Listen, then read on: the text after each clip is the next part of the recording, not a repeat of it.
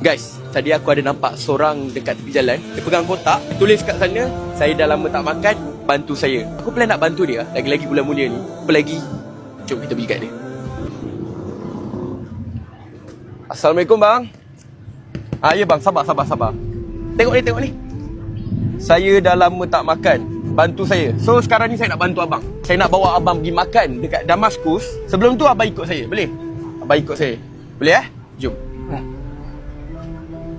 Okay bang, firstly saya nak tanya dekat abang lah. Apa tahap abang sampai abang boleh jadi macam ni?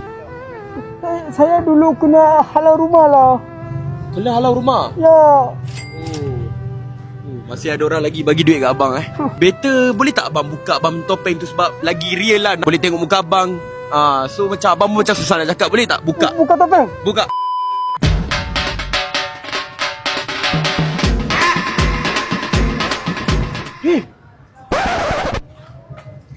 You, saya punya tampil dah.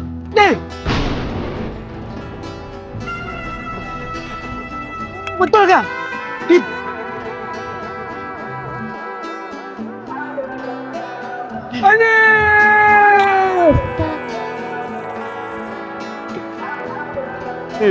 Kenapa you boleh sampai sini dah, Dik? Kena halau kan. Saya pun cari apa anda lama tau. Tak apa, ajak kita borak dekat dalam Kita masuk dulu. Makanlah. Boleh